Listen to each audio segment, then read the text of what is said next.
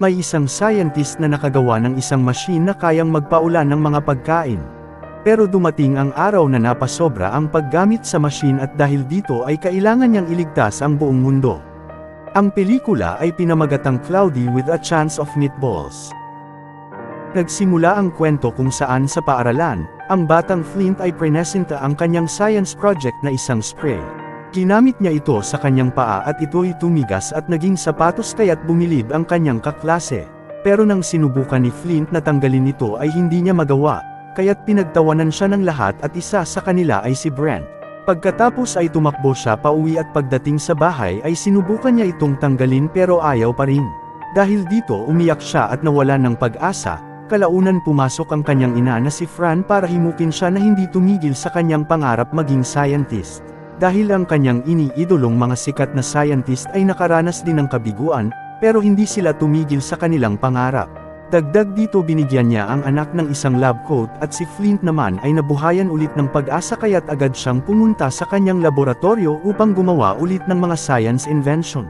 Nakaimbento naman siya ng iba't ibang bagay, pero ang lahat ay walang pakinabang sa bayan. Ginagawa ni Flint ang lahat ng ito, dahil ang pangarap niya ay matulungan ang kanyang bayan na tinatawag na Swallow Falls. Ang bayan ay kilala sa produktong sardinas, pero nahinto ang pag-export nito, dahil nang tumagal ay nagsawa ang mga tao dito, kaya't nawalan ang bayan ng pagkakakitaan at napilitan silang kainin ang sariling produkto. Ngayon ay malaki na si Flint at may naisip siyang bagong imbensyon na kayang gawing pagkain ang tubig. Ang nag-iisa niyang katuwang sa paggawa ng imbensyon ay si Steve na isang unggoy. Ngayon ay sinimulan na niyang gawin ang machine at ikinabit ang mga wires para sa kuryente. Pagkatapos ay binuhos niya ang tubig sa machine at nag-order siya ng isang burger. Nakikita niya sa kanyang kamay na unti-unti itong nabubuo, pero biglang nag-shutdown ang machine dahil hindi sapat ang kuryente. Agad siyang pumasok sa bahay para ayusin ang kuryente, at dito lumapit sa kanya si Tim na kanyang ama para sabihin sa kanya na tumigil na siya sa kanyang ginagawa at tumulong na lang sa kanilang shop. Sinabi ni Flint na naniniwala siya sa kanyang sarili at ganun din ang kanyang ina na matagal nang nawala. Pero hindi pa rin nagbago ang desisyon ni Tim kaya't napilitan siyang sumunod na lang sa ama. Habang nandoon si Flint na nakikinig sa talumpati ng mayor tungkol sa opening ceremony ng pangturismo sa bayan ay biglang dumating si Brent na dati niyang kaklase. Bumisita ito para inisin lang siya at agad umalis. Nang umalis na din ang kanyang ama para dumalo sa seremonya ay agad niyang kinuha ang kanyang lab coat para gawin ang kanyang balak. Binabalak niyang gamitin ang malaking supply ng kuryente sa bayan para paganahin ang kanyang imbensyon. Habang nagpatuloy lang ang seremonya, si Flint ay sinubukang hindi makita ng mga tao at agad nagtungo sa power supply, pero hinarang siya ng isang pulis na si Earl. Pinaalalahanan siya ni Earl sa kanyang mga imbensyon na nagdulot ng kapahamakan sa bayan, kaya't binaling ni Flint ang atensyon ni Earl sa tao na nag-jaywalking para makatakas. Bumalik ang eksena sa mayor kung saan sinabi niya na may isang network na magko-coverage ng kanilang seremonya. Ang network ay pinadala ang baguhan na si Sam at ang kanyang cameraman na si Manny. Sakto naman ang kanilang pagdating, dahil sa sandaling yun ay sinimulan ng ipakita ng mayor ang isang theme park na may malaking fishbowl. Samantalang si Flint naman ay sinimulan na ding ikabit ang mga wire sa machine at dahil sa lakas ng kuryente ay lumipad ang machine at nasama siya. Bago pa ito makalipad sa langit ay nagdulot ito ng malaking pinsala sa theme park at sinisi siya ng lahat. Pagkatapos ay nagtago siya malapit sa dagat, kalaunan ay dumating si Sam at ito'y nadismaya sa una niyang report. Nang pag-upo niya ay aksidente niyang natamaan ang mata ni Flint at agad naman siyang humingi ng tawad. Dagdag dito si Sam ay galit sa tao na lumipad kanina dahil sinira nito ang kanyang career. Nang mapansin ni Sam ang sapatos ni Flint ay nakakapagtaka na alam ni Sam ang ginamit ni Flint na kemikal kaya't agad nagkagusto si Flint kay Sam. Kalaunan ay napagtanto ni Sam na si Flint ang taong lumipad kanina kaya't nagalit ulit ito. Sa sandali ding yun may biglang nahulog sa langit. Nang paglingon ni Flint, Sam at ibang tao sa bayan ay nakita nila ang makulay na ulap at nagsimulang umulan ng mga burger. Si Flint ay masaya dahil gumana ang kanyang machine. Si Sam naman ay agad binalita ang himalang nangyari sa bayan at sinabing ang pasimuno nito ay si Flint, kaya't agad silang humiling kay Flint na magpaulan ulit ng pagkain. Pumayag naman si Flint pero hinarang siya ng kanyang ama at sinabing ang nangyari ay isa lang aksidente. Gustong magpabilib ni Flint kay Sam kaya't sinabi ni Flint na ang lahat ay kontrolado niya. Ngayon ay pumasok na sila sa loob at pinaliwanag ni Flint kay Sam kung paano gumagana ang machine. Si Sam naman ay namangha pero nagkunyari siyang hindi ito naintindihan. Kalaunan ay gumawa siya ng satellite na kayang magbigay ng instructions sa machine at pagkatapos ay tinanong niya si Sam kung ano ang gusto niyang pagkain. Si Sam ay nabahala kung ito ba ay ligtas kaya't sinabi ni Flint na meron siyang food meter para malaman kung hanggang kailan pwede umorder. Nang pinindot niya ang pulang buton ay umulan ulit ng pagkain sa bayan. Pagkatapos ay kinausap siya ng mayor at nagmungkahi na pasisikatin nila ang bayan sa tulong ni Sam, kaya't si Flint naman ay pumayag dahil ito ang kanyang pangarap na matulungan ang bayan. Nagpatuloy lang ang pag-ulan ng iba't ibang pagkain ayon sa kahilingan ng mamamayan habang si Sam naman ay binabalita ang milagrong naganap sa bayan. Pagkatapos nito ay pumunta siya sa kanyang ama at nagmungkahi na tutulungan niya itong malaman paano i-operate ang machine, pero tumanggi ito at sinabing tumulong siya sa kanilang negosyo. Sinabi naman ni Flint na nagtatrabaho na siya sa mayor ngayon at naghahanda siya para sa reopening ng bayan. Kinahapunan ay pumunta si Earl kay Flint at humiling ito ng isang special na pagkain para sa kaarawan ng kanyang anak. Si Flint naman ay pinaalalahanan si Earl sa pagiging malupit nito sa kanya. Kaya't humingi ito ng tawad at paalis nitong sinabi na gusto lang naman niyang iparamdam sa anak ang pagmamahal ng isang magulang. Dahil sa sinabi ni Earl ay nagdesisyon siyang pumayag sa hiling nito at nang kinaumagahan ng paggising nila ay umuulan ng ice cream. Sa sandaling yun ay binati ni Earl ang anak ng maligayang kaarawan. Ang lahat ng mga bata ay masayang naglalaro sa labas habang kinakain ang ice cream. Sa sandali ding yun ay binalita ni Sam ang pag-ulan ng ice cream at hinikayat niya ang buong mundo na dumalo sa grand reopening ng bayan. Pagkatapos ay tinawagan niya si Sam para makipagkita sa gubat kung saan may isang malaking gulaman. Nagustuhan niya ang sorpresa ni Flint at sa loob ay masaya silang tumatalbog. Sa sandaling yun tinanong niya si Sam kung bakit ito nagkukunyaring hindi matalino. Kaya't sinabi ni Sam na noong bata siya ay pinagtatawanan siya ng kanyang mga kaklase, at dahil doon napilitan siyang sumuko na lang sa mga bagay na tungkol sa science. Sinubukan ni Flint na himukin ulit si Sam sa kanyang hilig at inayusan niya ito sa dati nitong itsura. Sinabi ni Flint na napakaganda ni Sam. Nang maghahalikan na sana sila ay nagambala sila nang magring ang telepono ni Flint. Kinagabihan ay dinala niya ang kanyang ama sa kainan na walang bubong. Sinabi niya sa kanyang ama na siya ang gugupit ng ribbon sa reopening ng bayan at gusto niyang maging proud ito sa kanya.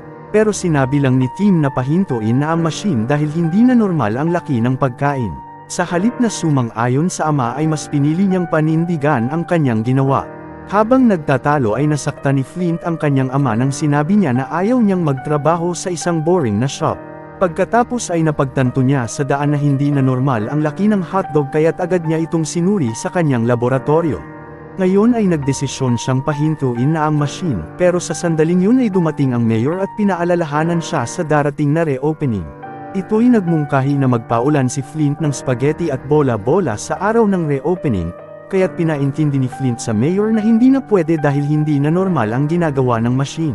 Ang mayor naman ay walang pake at sinabing magugustuhan si Flint ng mga tao pag nagpatuloy siyang magpaulan ng pagkain. Samantalang si Sam naman ay nalaman na may paparating na malaking bagyo sa tulong ng kanyang radar. Kalaunan ay dumating na ang araw ng reopening at maraming turista ang nagtipon sa bayan. Sinabi ni Sam kay Flint ang paparating na bagyo, pero si Flint ay hindi nakinig at sinabing ito ang kanyang tsansa na mahalin siya ng mga tao at wag na lang siyang gambalain. Sa sandaling nagupit niya ang ribbon ay biglang dumating ang isang buhawi na spaghetti at sinimulang sirain ang bayan. Kaya't si Flint ay agad tumakbo papunta sa kanyang laboratorio para pahintuin ang machine, habang ang mga tao naman ay nagtungo sa barko para iligtas ang kanilang sarili. Nang makarating na si Flint sa laboratorio ay nakita niya ang mayor na umu-order ng iba't ibang pagkain. Sinubukan niya namang pahintuin ang machine gamit ang kill code, pero pinigilan siya ng mayor at pinasabog ang satellite na nagbibigay instruction sa machine. Samantalang si Earl naman ay sinubukan humingi ng tulong dahil ang kanyang anak ay napasobra sa pagkain. Sa sandaling yun na lamang si Manny na cameraman ay isa din palang doktor at natulungan ang bata sa pagkaka-food coma. Si Sam naman ay napagtanto na ang bagyo ay hindi lang sa Swallow Falls kundi sa buong mundo.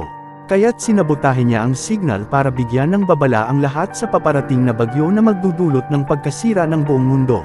Si Tim na ama ni Flint ay kinuha ang lab coat at nakita niya ang anak na nagtatago sa isang drum at ito'y malungkot, kaya't pinakita niya sa anak ang lab coat na binigay ng kanyang ina.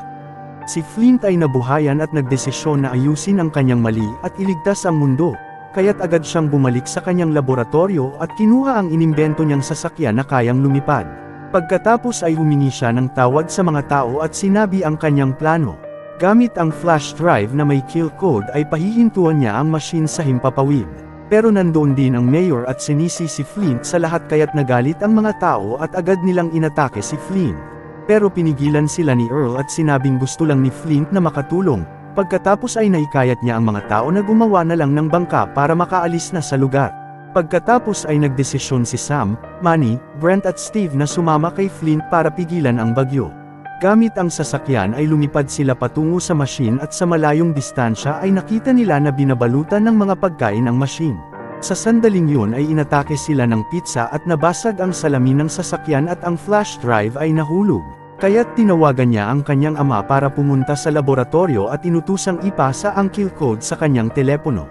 Nagpatuloy lang ang pag-atake ng pizza sa kanila hanggang nakarating na sila sa entrance. Si Flint, Sam at Brent lang ang pumasok sa loob at nagpaiwan sina Manny at Steve sa sasakyan. Habang si Tim naman ay hindi alam paano ipasa ang kill code kaya't tinulungan siya ng anak. Bumalik ang eksena sa bayan kung saan nasira ang dam na tambakan ng mga tira-tirang pagkain. Kaya't sa sandaling yun sinubukan ni Earl makalayo sa mga pagkain habang ang mayor naman ay inagaw ang isang bangka na ginawa ng mga tao. Samantalang si Tim naman ay nagawang makaligtas at naipasa ang kill code kay Flint. Bumalik sa tatlo kung saan pinapalibutan sila ng mga lechong manok at si Brent ay nilamon ng buo.